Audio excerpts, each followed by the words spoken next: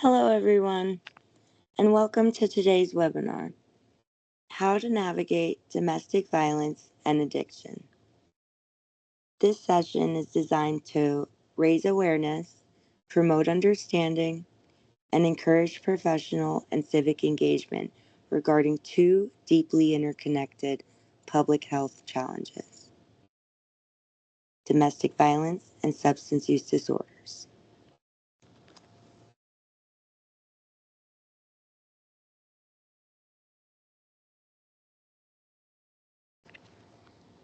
By the end of this webinar, you will be able to understand the definitions and scope of domestic violence and addiction, recognize how these issues often co-occur and fuel one another, identify signs and symptoms in affected individuals, learn about treatment options and the importance of trauma-informed, survivor-centered care.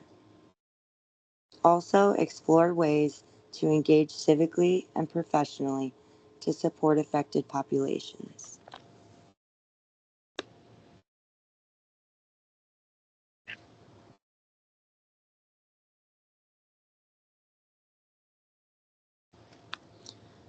Let's start with what is domestic violence. We'll begin with domestic violence and that it refers to patterns of abusive behavior in a relationship used by one partner to gain or maintain control over another. This abuse can be emotional, physical, sexual, or financial in nature. It may include intimidation, threats, isolation from friends and family, controlling finances, or repeated put downs that erode a person's sense of self worth. These acts are often subtle and chronic, forming a cycle of power and control.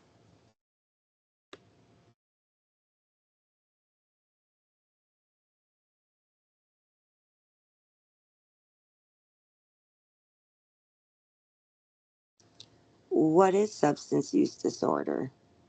Substance use disorder, or SUD, refers to the repeated use of alcohol or drugs such as opioids, stimulants, or depressants, despite harmful consequences.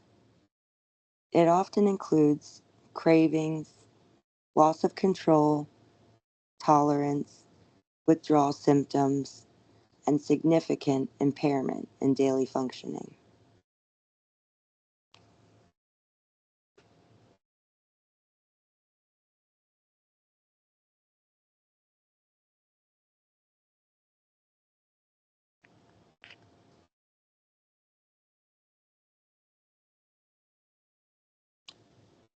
How they intersect.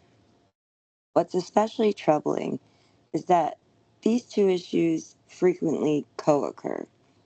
According to research by Jurgens and the Center for Substance Abuse Treatment, victims of domestic violence may turn to substances as a coping mechanism for trauma, stress, or isolation. On the flip side, substance use can impair judgment and increase vulnerability, making individuals more likely to stay in or return to abusive relationships.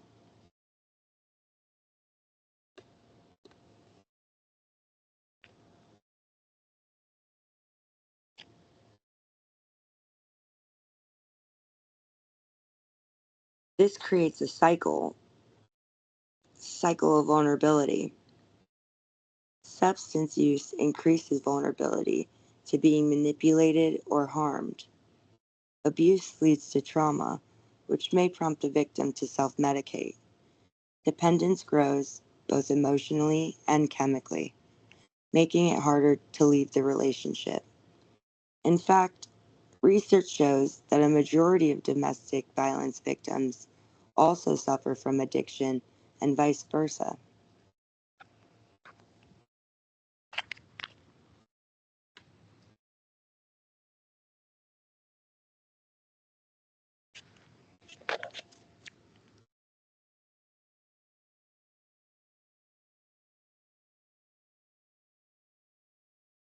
There are signs and symptoms of recognizing domestic abuse.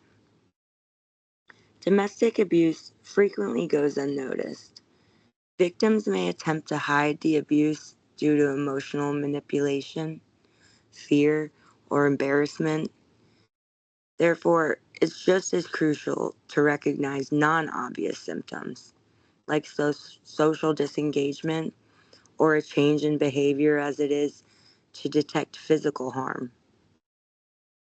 Even when victims are unable to talk freely about their experiences, these behaviors are, quote, calls for assistance.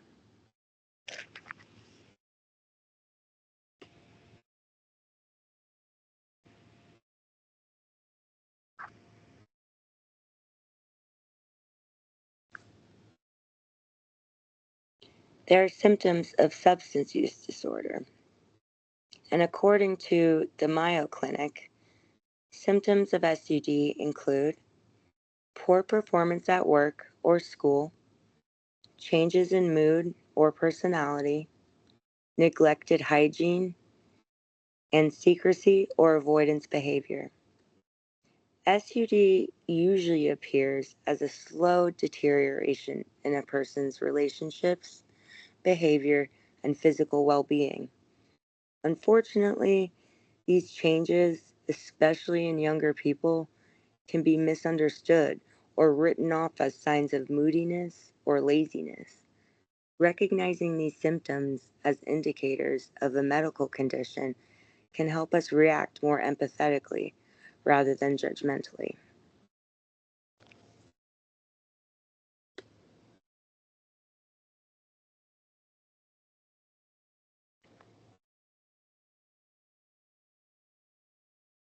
And they overlap. Often, abuse and addiction reinforce each other. For example, a partner might facilitate or control access to substances to increase dependence.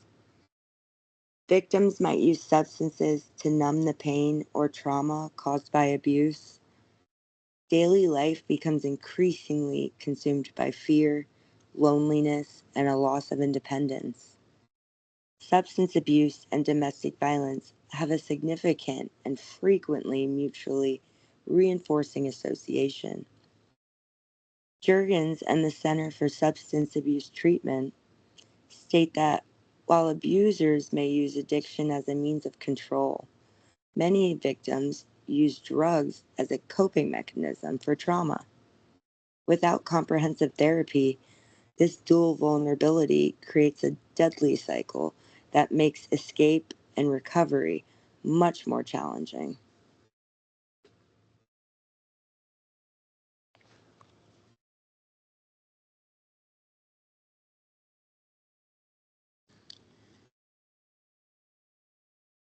But there's treatment and support, and a need for integrated care. Effective treatment must address both issues simultaneously using a trauma informed approach.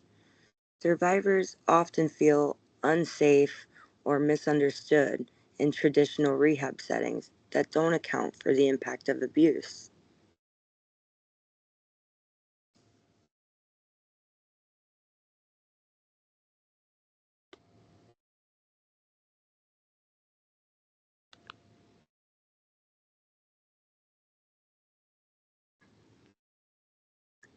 There are treatment options. Comprehensive care may include medication assisted treatment, such as methadone or buprenorphine, peer support and group therapy, individual counseling that addresses trauma. Programs should be designed with cultural sensitivity and gender responsiveness.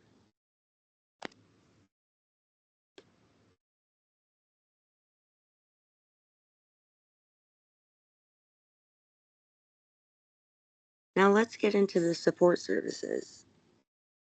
Survivors may benefit from legal assistance, shelter or transitional housing, case management, and language or immigration support. But there are still barriers to access. Stigma, discrimination, cultural or language challenges, and lack of resources all pose serious obstacles.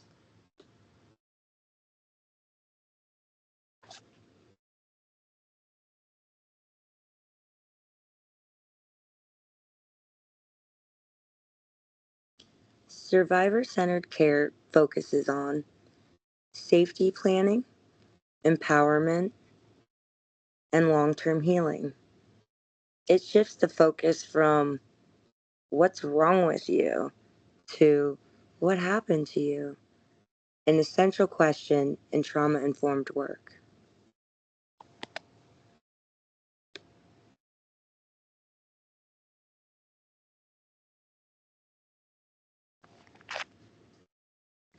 Here are some of the future directions in civic engagement with policy and system changes.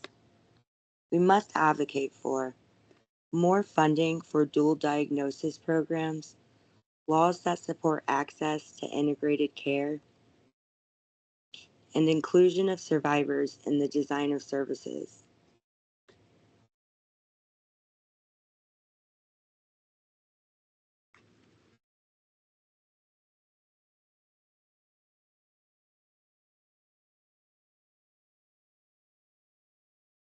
Education and prevention is key, and education is especially important as we need public campaigns to raise awareness of the domestic violence or addiction link, training for healthcare, law enforcement, and educators to identify and respond appropriately. Healthy relationship education embedded in schools and youth programs.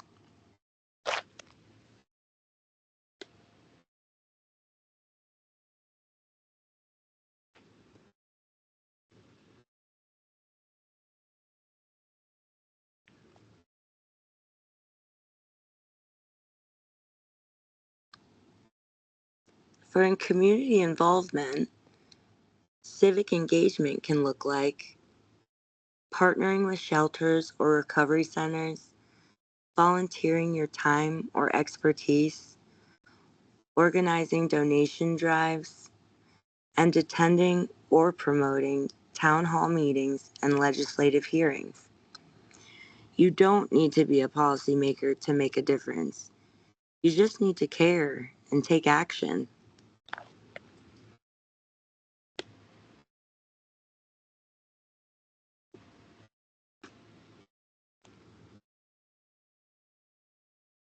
In conclusion, domestic violence and addiction are not isolated problems, and they are instead deeply intertwined.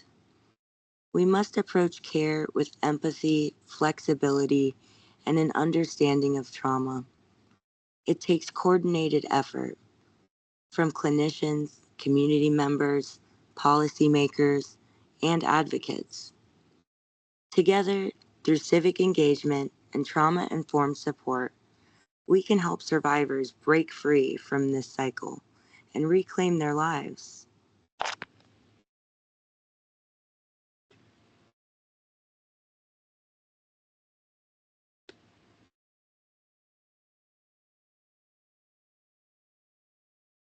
Thank you for viewing this webinar. Please reach out if you have any questions or would like a copy of today's slides. Resources and further reading are available on the last slide.